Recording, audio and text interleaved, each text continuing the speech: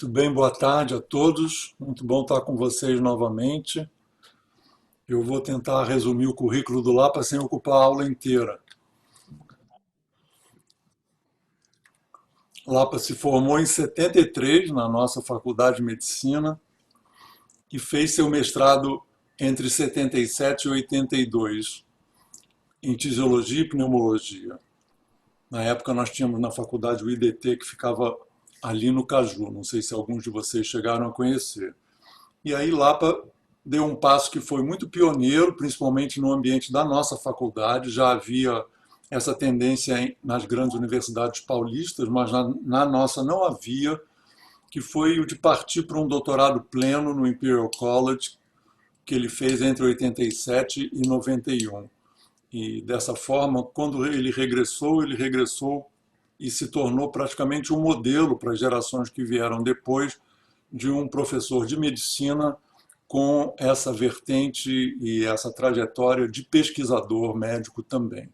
A faculdade até então, a faculdade até os anos 90, sempre foi uma grande formadora de pessoal médico da maior qualidade, mas havia uma divisão muito grande com a área de pesquisa toda localizada no CCS, e uma visão de que os médicos trabalhavam vendo os doentes e o pessoal de pesquisa trabalhava nos laboratórios do CCS.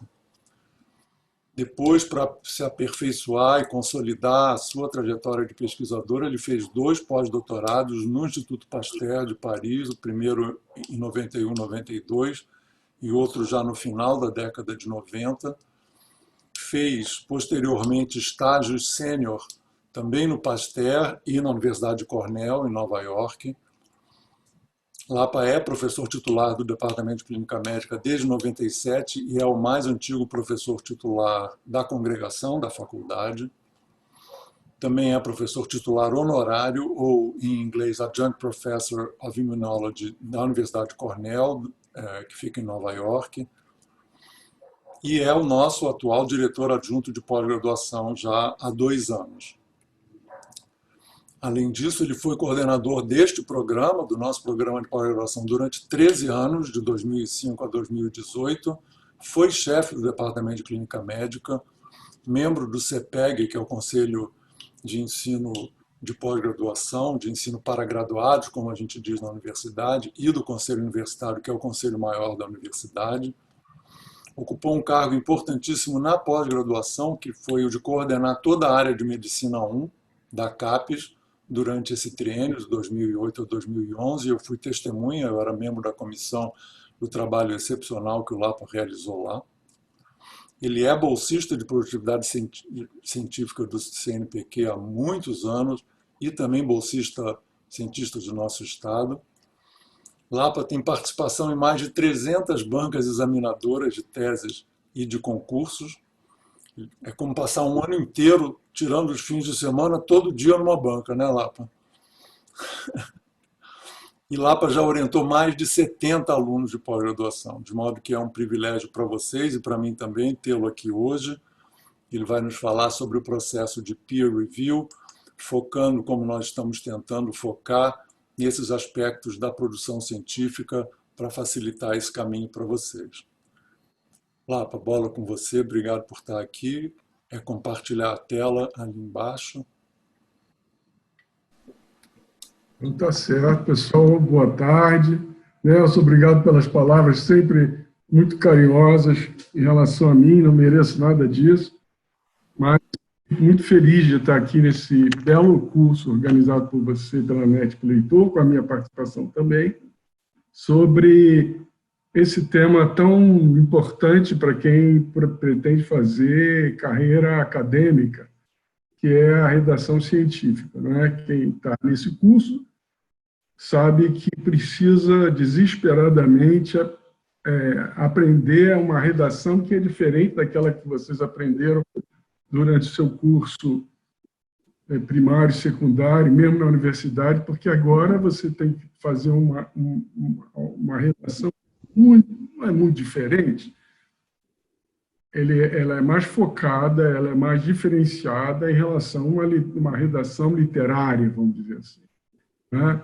Muitas vezes a gente brinca com os alunos que, quando você lê um artigo, você fala, isso aqui parece literatura, não é isso que um artigo científico precisa. Então, nessa aula de hoje, que eu estou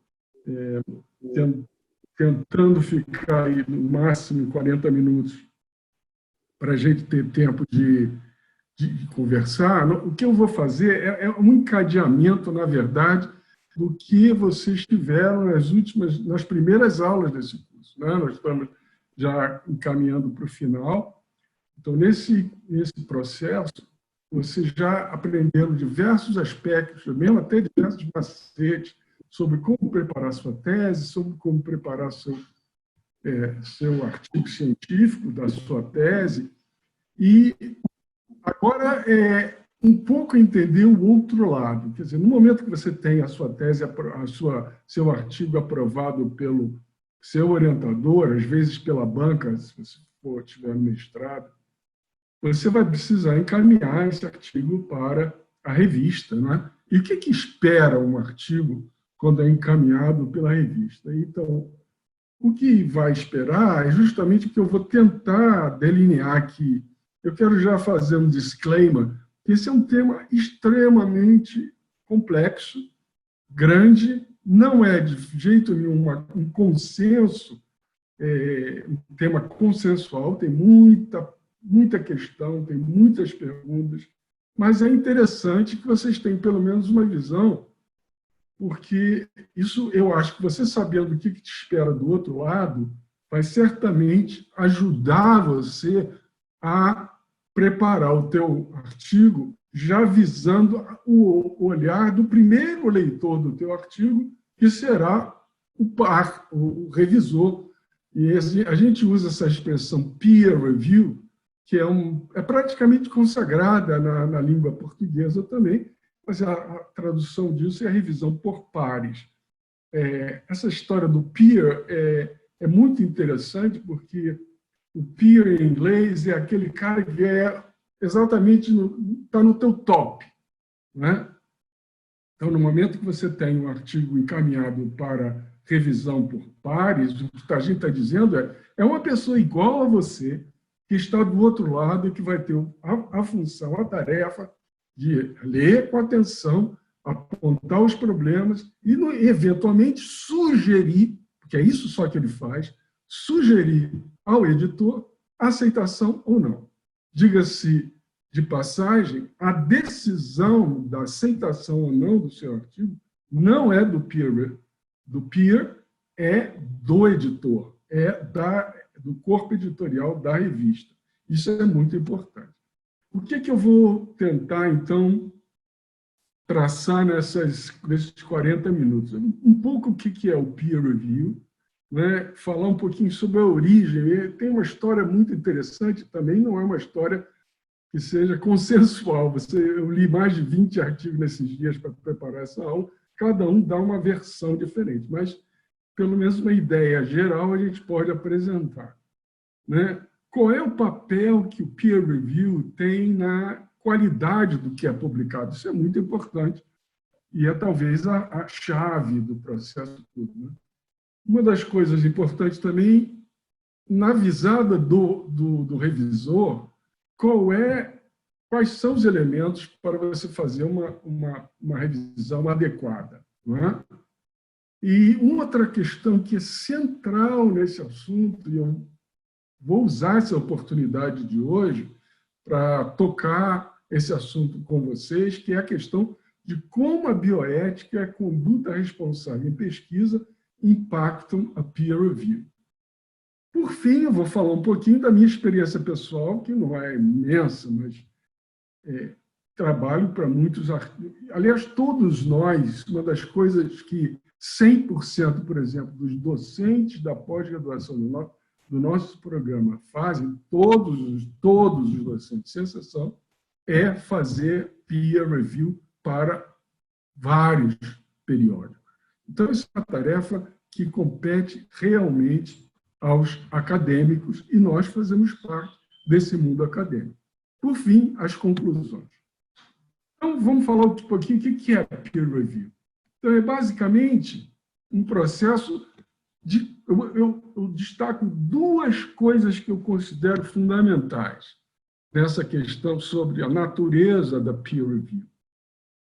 Primeiro, é a questão do controle da qualidade. E segundo, é a questão de ser parte do processo editorial. Então, é muito importante saber que o processo de peer review é indispensável para que o processo editorial se faça e tenha, portanto, qualidade. São duas coisas, então. A qualidade, toda vez, então, que um artigo é submetido para uma revista, ela vai passar pelo primeiro controle de qualidade, que é a visão do editor.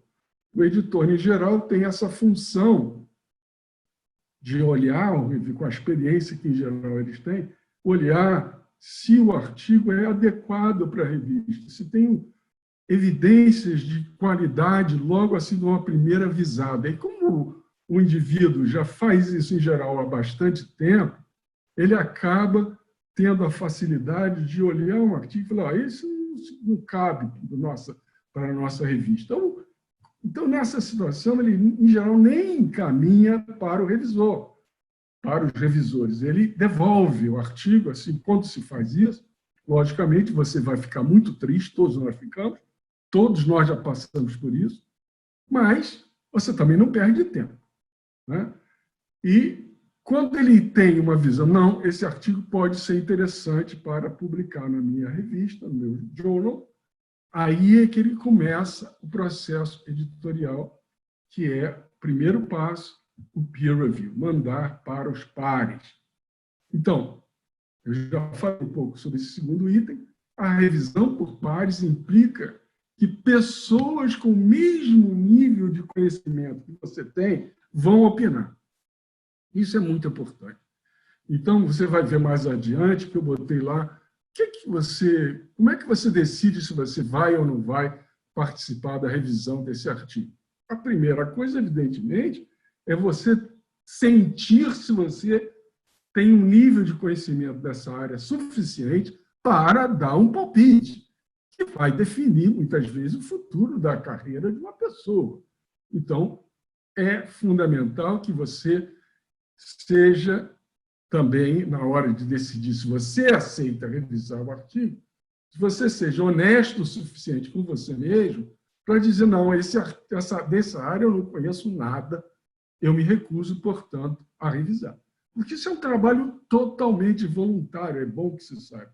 Não é remunerado, é uma trabalhada danada. Você, quando aceita, você já, de cara, você vai se adequar a um calendário, assim, um prazo que a editora te dá, que, se você está extremamente ocupado, é melhor não aceitar.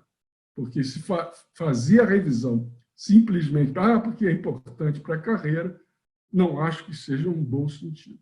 A outra coisa que é muito, muito, muito importante é o fato de isso fazer parte do processo editorial científico e acadêmico.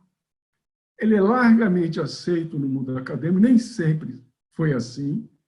Essa é uma coisa que foi evoluindo ao longo do tempo, mas ela acaba sendo importante porque para o mundo acadêmico, porque ela pode ser impactante na vida da pessoa que publica. Ela é usada também não apenas no processo editorial, mas muitas vezes na promoção da carreira, porque são sempre pares que julgam, em geral, julgamento de prêmios, por exemplo, e o próprio fomento da pesquisa. Essa, então, fomento da pesquisa significa que, muitas vezes, vai definir se uma pessoa consegue se manter ou não se manter na carreira acadêmica, porque para você fazer pesquisa, você precisa de dinheiro. E quem é que vai julgar se aquele projeto que você mandou para financiamento vai ser fornecido ou não, vai ser concedido ou não? São os pares, novamente, mas, em geral, o que eu quero dizer é que o conceito de revisão por pares é parte do processo editorial. Em relação às origens, isso é muito interessante. Isso foi um documento que há uma casa editorial, que é Frontiers, que é relativamente nova, mas ela está se implantando muito fortemente no mercado, porque ela já começa nessa visada totalmente eletrônica. E ela, então, tem um documentozinho num dos seus blogs que ela descreve de uma forma sucinta como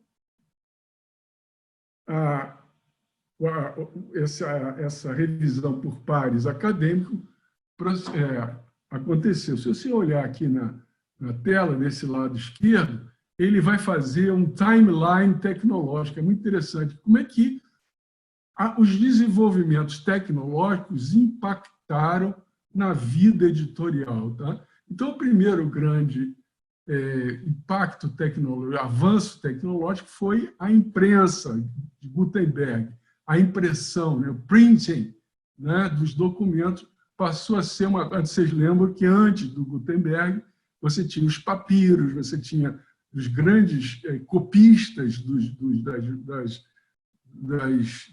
mosteiros na Europa, que copiavam pacientemente e ilustravam de uma forma extremamente bonita.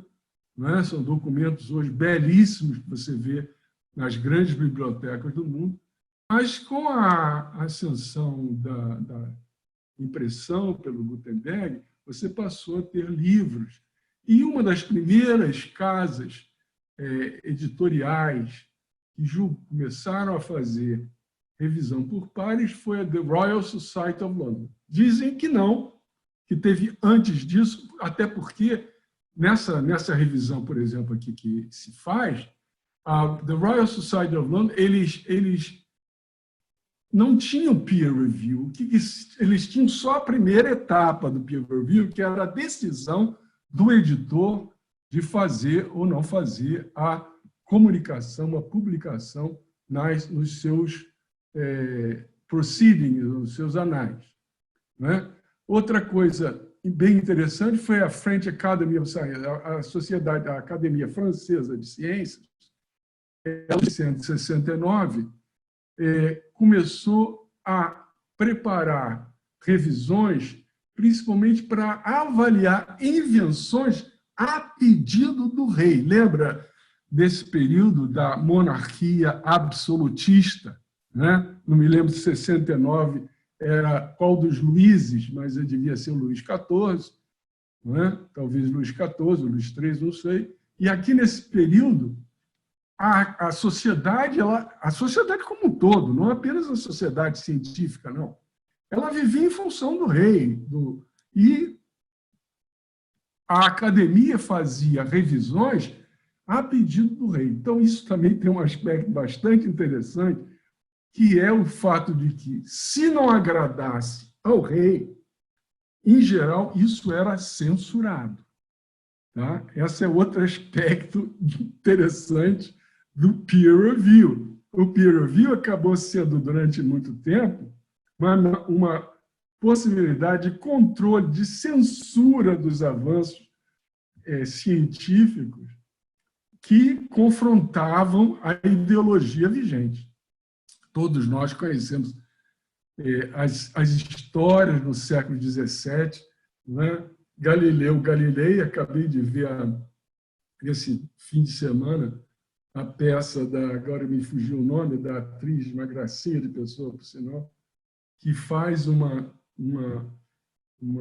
ela fez no teatro o Galileu Galilei, do Bertolt Brecht, e fez uma apresentação dessas, tipo uma live na televisão sobre a peça, mas só ela em frente à câmera, muito interessante. Bom, para fins de o que a gente interessa hoje, a Sociedade Real de Edinburgh, ela foi a primeira, de fato, a fazer um grupo de membros que, por sua vez, iriam avaliar os artigos para fins de publicação e comunicação. Então, você vê que tem quase 100 anos aqui, 80, 60 anos, mais de 70 anos, que essa coisa começou a se definir. Bom, passada essa fase, os procedures da Royal Society começou a discutir essa revisão, e foi quando a coisa começou a se consolidar. Interessante, uma das coisas que foi bem iniciada nessa mesma época, 1833, logo depois, foi que as revisões eram anônimas, é o que se chama Single Blind Peer Review. O que vem a ser isso? Ainda assim, ainda hoje, muitas revistas, sem exceção, ainda hoje fazem esse tipo de revisão, ou seja, é mandado para o revisor, o autor do artigo não fica sabendo quem é que revisou esse artigo. Tá? Interessantemente, uma grande descoberta tecnológica que impactou esse mundo editorial foi a máquina de datilografia, tá? A máquina de escrever, né? Typewriter. Então, isso passou a permitir replicações dos artigos, os artigos eram replicados e eram enviados para vários membros da sociedade ou da revista e faziam a sua. Mas a grande invenção, e sem dúvida nenhuma, foi em 1959, a copiadora eletrônica, o Xerox. Vocês nem devem saber mais o que é isso, né? Ninguém mais usa isso. Mas o Xerox foi uma invenção absolutamente impressionante. E é importante lembrar que, em 1894, havia a visão por parte dos acadêmicos bem estabelecidos que a revisão era importantíssima para evitar que muita sujeira, sewage, esgoto, muita sujeira fosse mandada para a pura corrente da ciência. Nessa época, se achava que a ciência era pura, né? E isso era um dos motivos principais para que se fizesse esse tipo de coisa. Bom, e aí passou a ser, nos anos 1900, que passou a ser quase obrigatório, a partir da Segunda Guerra, que qualquer artigo, para ser publicado, deveria ter processo de revisão por parte. E aí começaram a fazer o que eles chamam double blind peer review, ou seja, você não sabe quem é o autor do artigo que você revê e ele não sabe quem é o revisor. Por isso é double blind. Então, isso ainda, muitas revistas, mesmo aqui no Brasil, muitas revistas ainda usam esse tipo de análise, que eles acham que é unbiased. O que quer dizer unbiased? Você não vai ter um viés de seleção, porque o cara é um prêmio Nobel, ele obrigatoriamente vai ter um artigo bom, às vezes não. Tá? Por fim, a grande revolução que moldou o mundo editorial de hoje é a descoberta, a introdução, no início dos anos 90, da internet, que permitiu que você se libertasse vamos dizer assim, da ditadura do papel. Você, com isso, o negócio é tão impressionante hoje que você não precisa mais de papel para fazer as revisões. Mas, o que é importante, não houve mudanças em relação à questão de você fazer revisões, mesmo que o artigo é publicado apenas em meio eletrônico. Tá?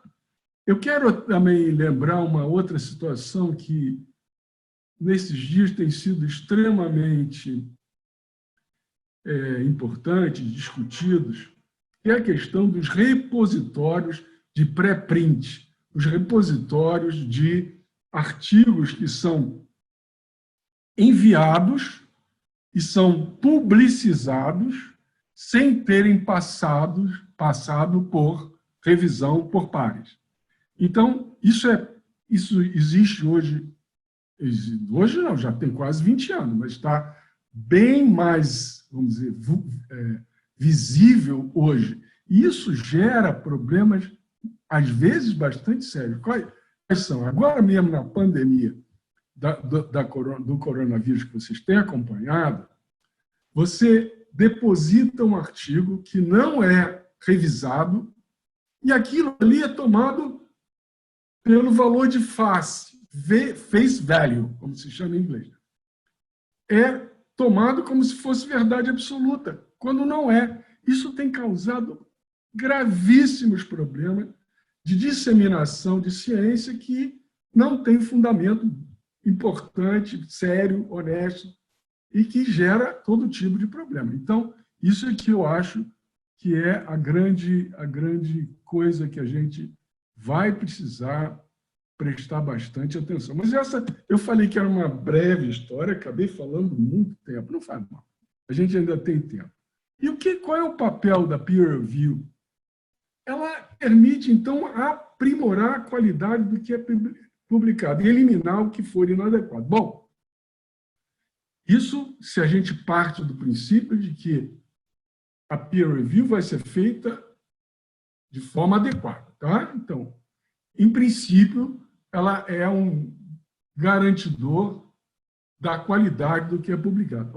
Mas isso tem uma série de problemas.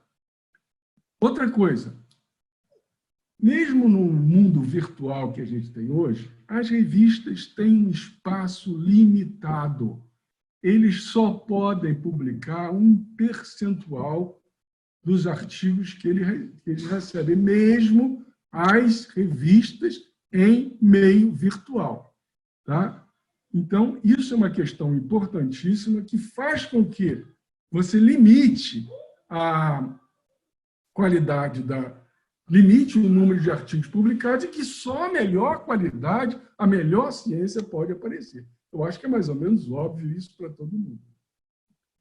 Isso, portanto, o peer review alimenta a competitividade do sistema. Você está querendo que seja sempre o melhor possível.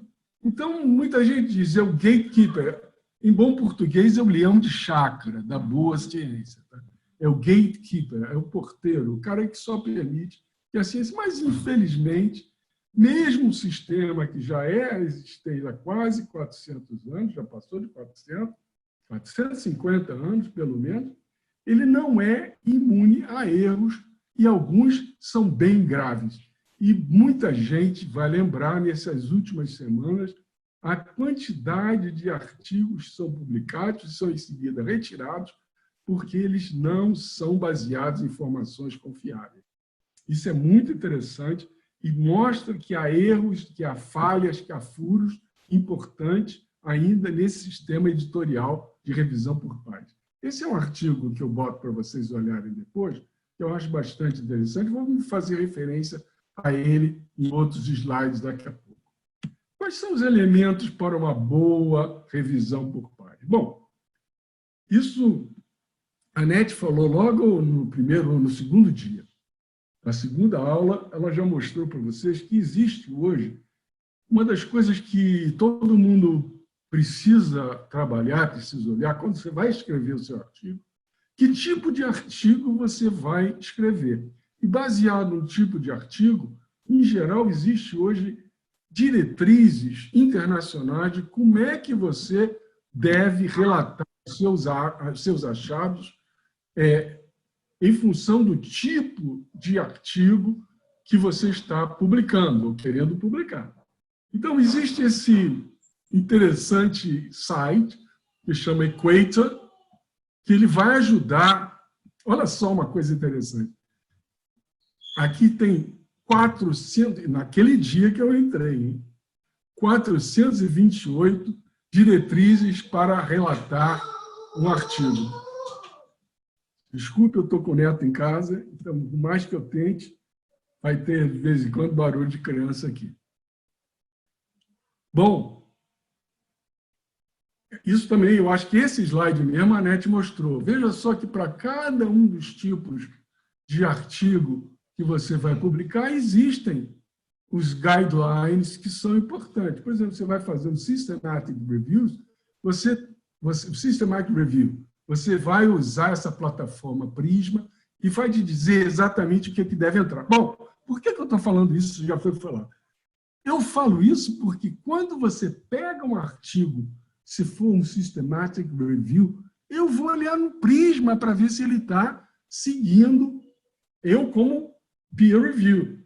Eu vou olhar como peer review se aquele artigo está seguindo a sistematização proposta por cada um desses tipos de diretriz aqui para cada tipo. Se for um estudo pré-clínico usando animais, eu vou usar essa plataforma Rive e assim por diante. Tá bom? Tá claro isso? Então, isso é uma diretriz não apenas para o autor, mas também para o revisor. Quais são, então, os elementos? Isso aí eu tirei do site da própria Frontiers. Eu sou revisor de duas revistas da Frontiers, Frontiers in Medicine, Frontiers in Immunology, e eles têm uma plataforma, não é à toa que eles estão progredindo tanto no mundo editorial. Eles têm uma plataforma extremamente interessante. Mas eu tirei dessa plataforma quais são os elementos que eles acham que nós, como peer reviews da editora, devemos atentar para, na hora que você vai fazer a sua revisão. A revisão deve ser rigorosa, honesta, construtiva, accountable, quer dizer, é difícil traduzir isso, eu possa prestar contas, e transparente para cada uma das pessoas envolvidas. Tá? Outra coisa que eles falam, não aceite você estar sem tempo. Eu, agora, nessa crise do coronavírus, eu cada semana recebo pelo menos uns 10 pedidos de revisão de artigos para diversas revistas, e eu digo, em geral, não, porque eu estou, como todas as pessoas em geral, muito envolvido nas atividades.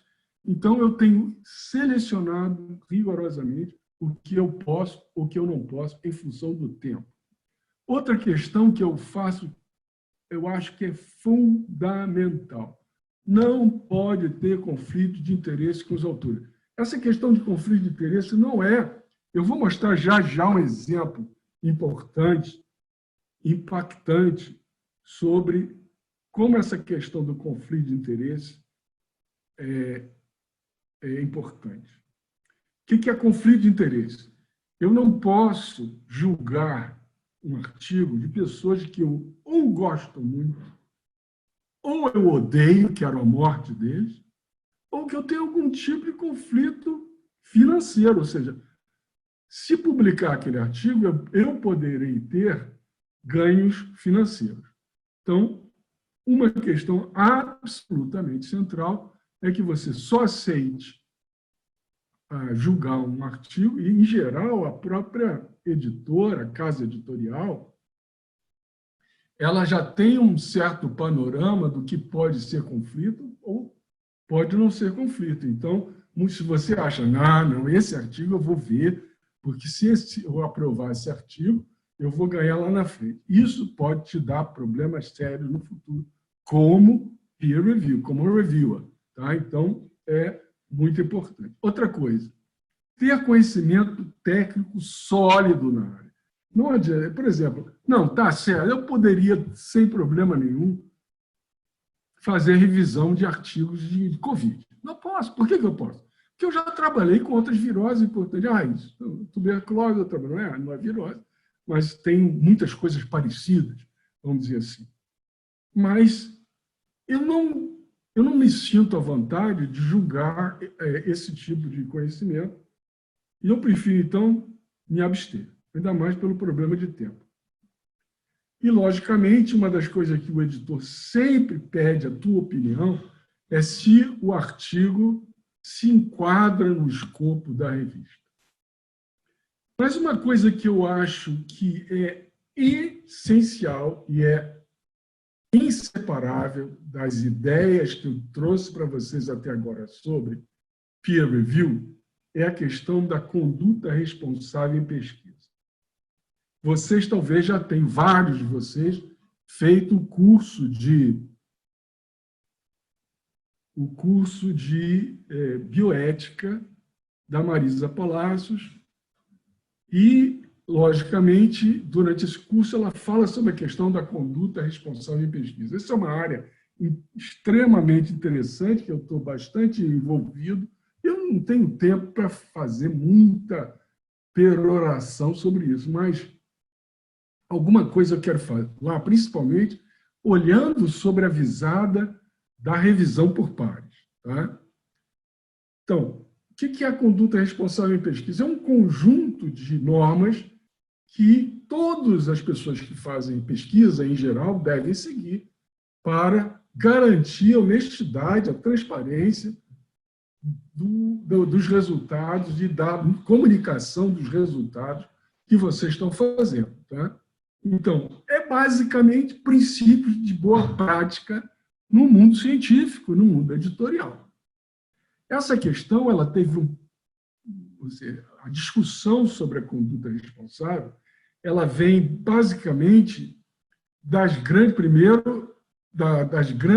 organizações de fomento à pesquisa. O NIH teve um papel central nisso a partir dos anos 90, junto com o próprio movimento mundial da implementação da bioética na pesquisa. Houve também, por parte do NIH, uma série de normatizações sobre a questão da boa prática em pesquisa. Né? E por que eles fazem isso? Porque o NIH ele é accountable. Lembra da palavra accountable? Ele tem que prestar contas ao Congresso norte-americano. E se você não presta contas, logicamente você também é penalizado. Então, o NIH ele só vai dar dinheiro à pesquisa se você tiver garantias de que vai fazer boa prática e bom uso desse dinheiro. E quem não fizer acaba sendo descoberto, se for descoberto, dançou. Então, o próprio NIH, anos atrás, ele estabeleceu 3 princípios básicos que constituem quebra desse princípio de boa prática em pesquisa. Fabricação de dados, falsificação de dados e plágio. Esses são os 3 deslizes, pecados mais importantes que podem ocorrer. Existem vários outros, tá? Mas não vamos ter tempo para falar sobre isso.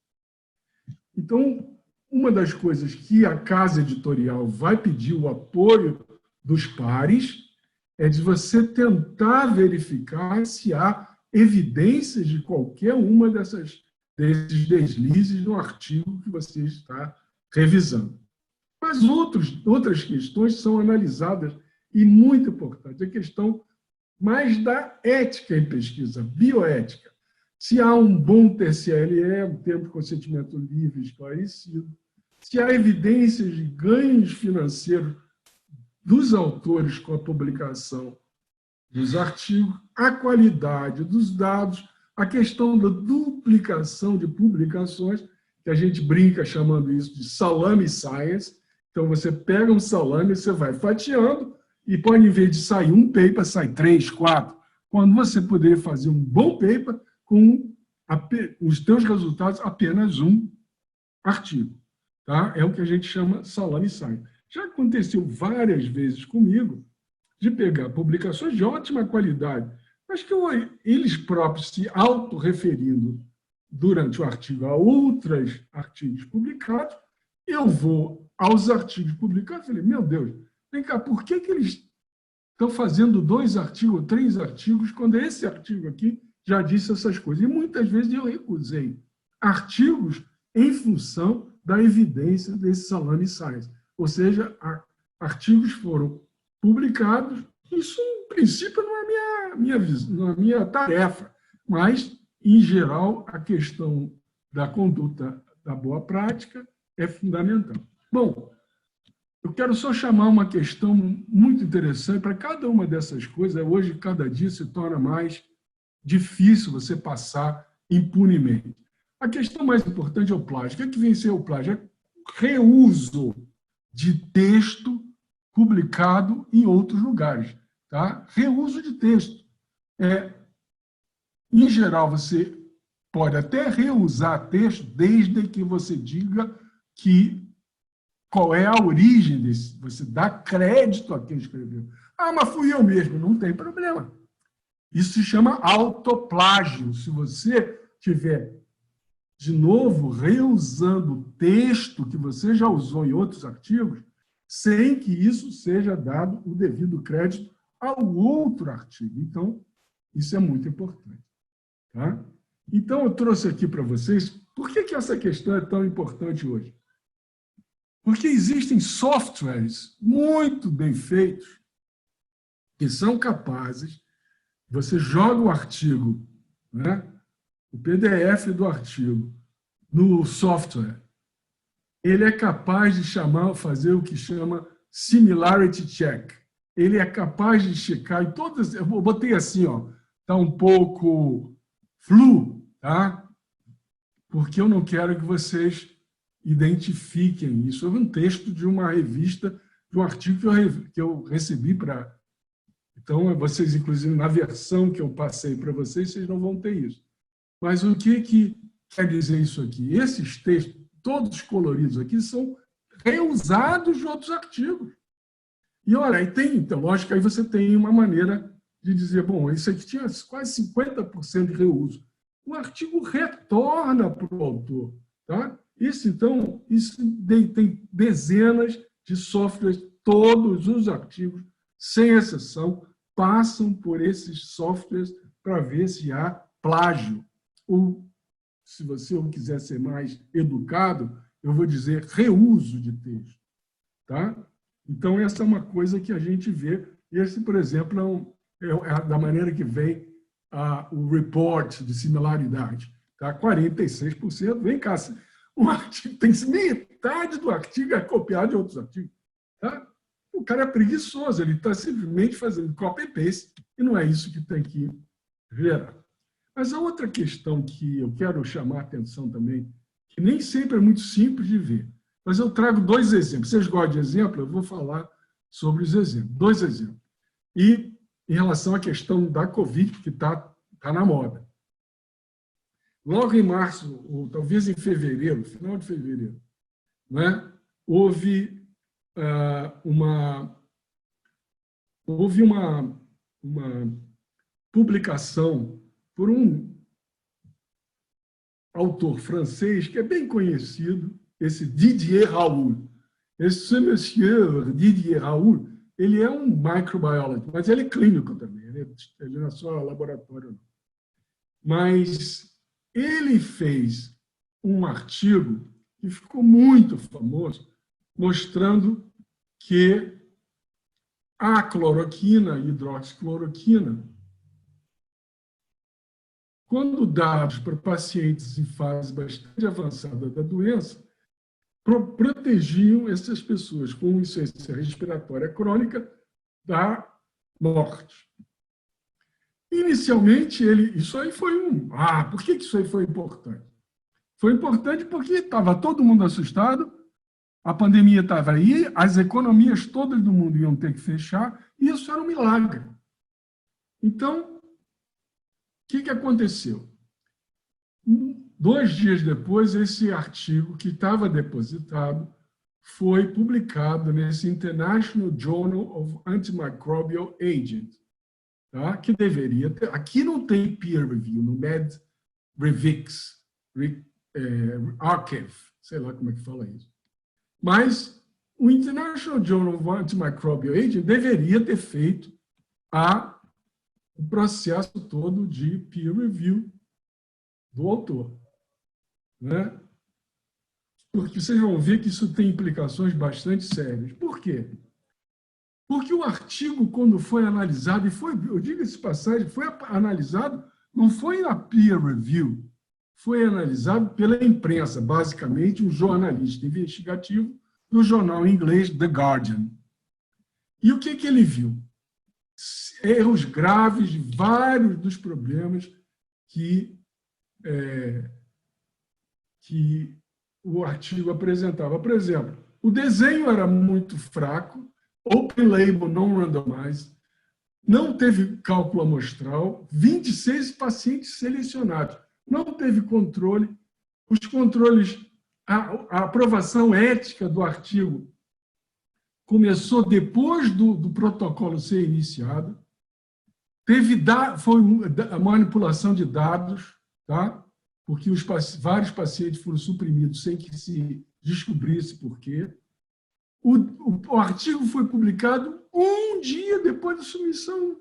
Quem é uma pessoa que pode ter um artigo aceito com apenas 1 dia depois da submissão? Por favor, me avisem que eu quero mandar para esse artigo, para esse jornal. Mas qual é o grande problema? Lembra da história do conflito de interesse? O editor do jornal, primeiro, é um coautor do artigo.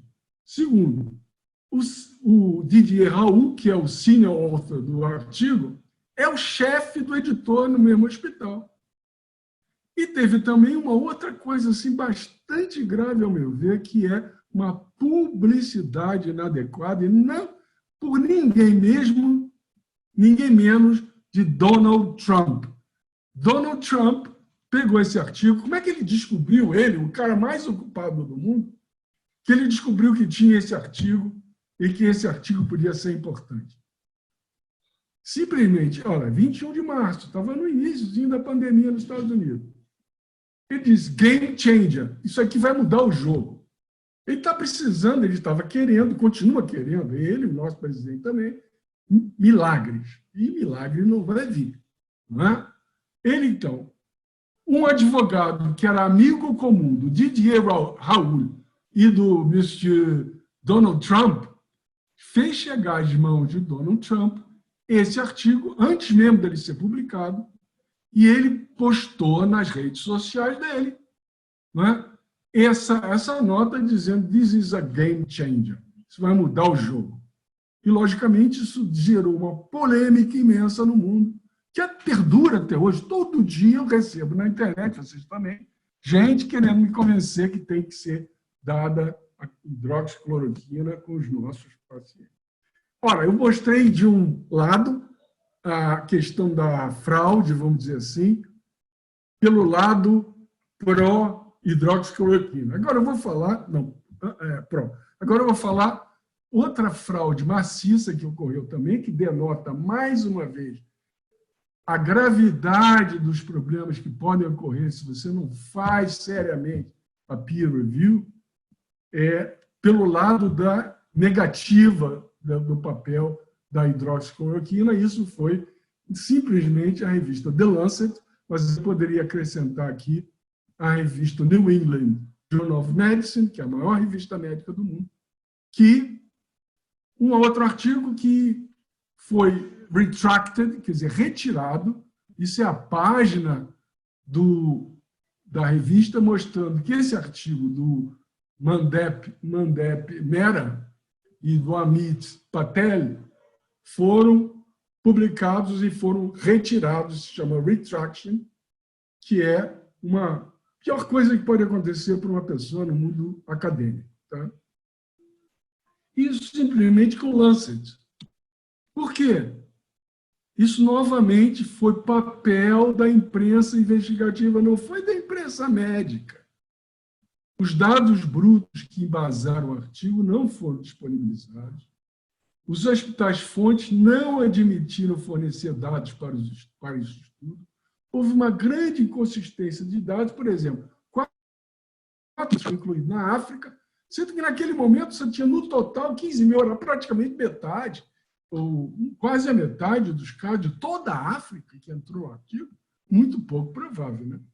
E houve evidência de fabricação de dados, lembra daquelas 3 pecados capitais? A fabricação de dados em outro estudo do mesmo autor. Aqui tem a fonte, que é aquele artigo que eu já tinha mostrado, falado para vocês. Ora, o que isso é importante? Isso tem impacto enorme para o mundo acadêmico, mas acaba tendo impacto para o autor também. Veja só o que aconteceu. O autor desse estudo acabou sendo demitido da universidade nos Estados Unidos, a qual ele era professor, mostrando que a não aceitação das normas editoriais e das normas da boa prática podem resultar em danos permanentes na sua capacidade de fazer pesquisa. Esse slide aqui mostra que essa história não é de hoje, isso vem de muito tempo. O que é novo? Apesar de ser dados já antigos, só faz crescer. Tá? Por que os artigos são retirados? São retratados, retracted, em geral por fraude, por plagiarismo ou por aquele salame science. E algumas vezes o que a gente chama de honest error, o erro honesto, aquele que o autor admite que errou na interpretação dos dados, mas que muitas vezes também leva à retração, à retirada do artigo. Tá? Bom, tudo isso eu quero voltar, vamos dizer, ao nosso leito original, para lembrar para vocês que o mundo editorial teve um papel central nesse tipo de, como eu falei desde o início, as academias de ciência e, mais recentemente, as grandes casas editoriais se juntaram para promover a integridade na publicação de pesquisas. Tá? Esse aqui, por exemplo, é uma organização derivada das maiores casas editoriais do mundo que criaram esse COPE. A COPE é o Committee on Publication Ethics. Então, é um comitê de muitas casas editoriais que vão exatamente estabelecer quais são as normas éticas para a publicação dos resultados.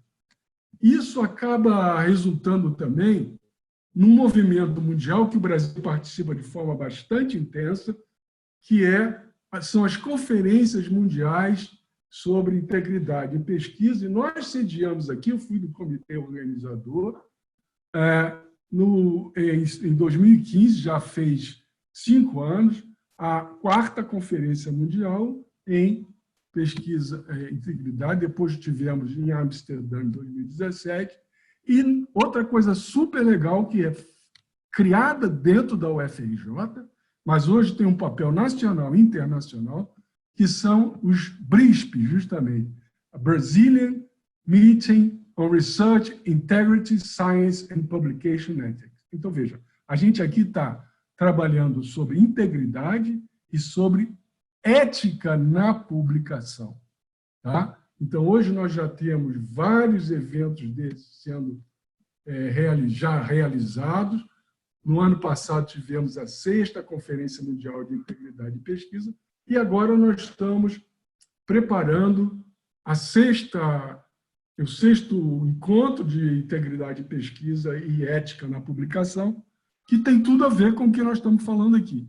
Então, os editores são parceiros fundamentais da academia no estabelecimento desses critérios de publicação ética que eu estou trazendo a vocês. Finalmente, eu quero dizer para vocês como... você falou muita coisa, mas você não disse o principal. Como é que você faz uma revisão? Bom, isso é uma coisa que não tem uma norma escrita assim, é uma coisa que você tem que criar a experiência para, de fato, poder... Mas tem uma normativa mais geral que eu acho que é bastante válida. Isso aqui eu que fiz. Se estiver errado, não foi o professor Lapa que fez tudo errado. Como eu faço?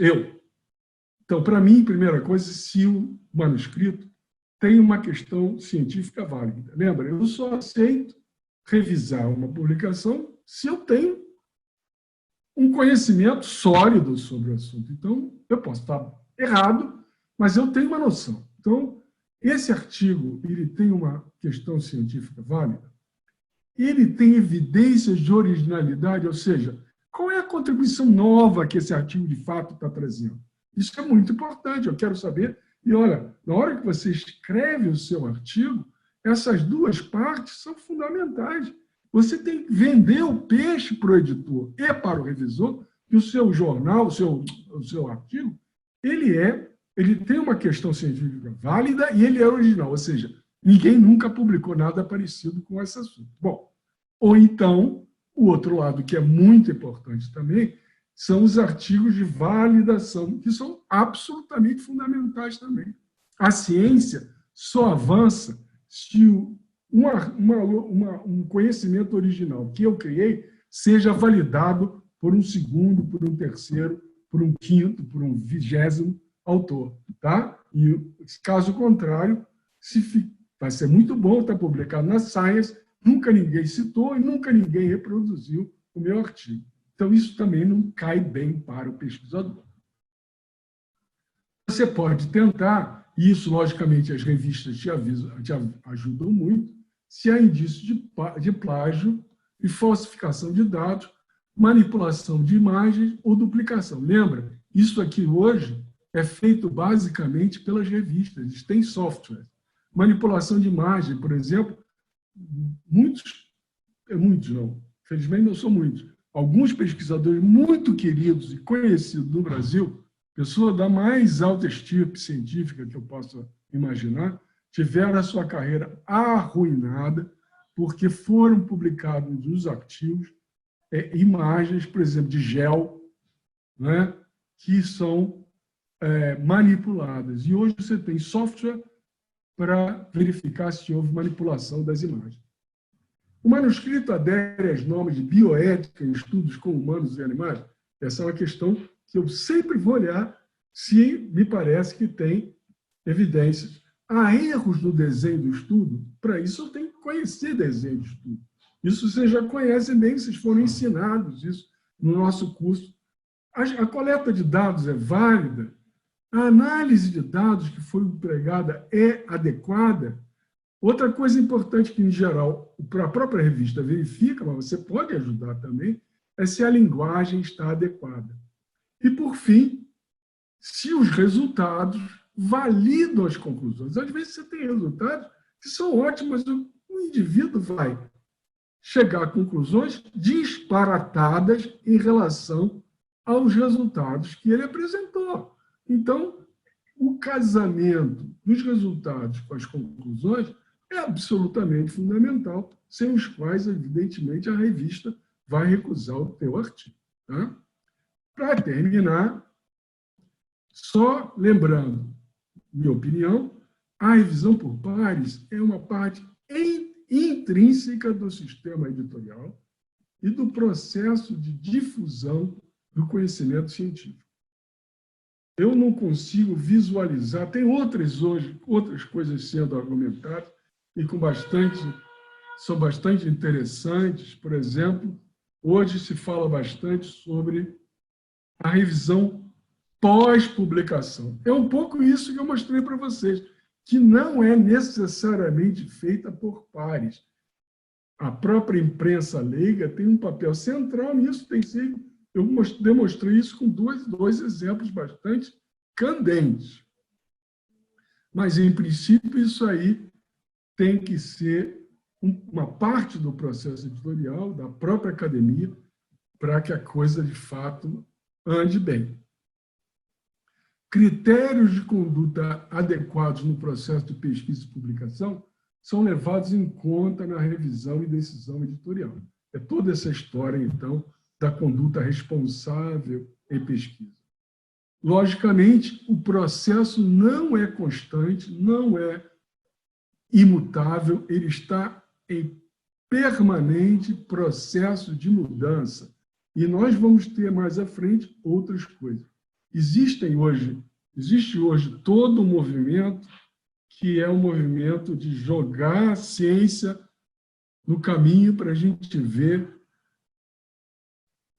o que de fato vai sobreviver. Mas isso aí é um processo que ainda vai exigir alguns anos para ser introduzido. E, por fim, essa questão que eu já acabei de falar, a revisão pós-publicação, que está sendo feito já. Nós fazemos isso o tempo todo. Você pega um artigo, você lê, fala, não, eu não estou convencido. E ele passou por um excelente processo de revisão e o revisor não notou. E aí, o que você faz? Esse processo aqui, ele pode ser tanto o jornal Globo, o The Guardian, que vai dizer está furado, ou é você mesmo que acha que está furado e vai mandar uma carta para o editor mostrando os furos do artigo. Isso é o que se chama revisão pós-publicação e que pode ser um elemento central no futuro, ainda um pouco distante, a meu ver. Gente, era isso que eu acho que falei 50 e poucos minutos, um pouquinho mais do que eu tinha previsto, mas eu sou falastrão mesmo e estou à disposição de vocês para as perguntas. Nelson. Obrigado, Lapa.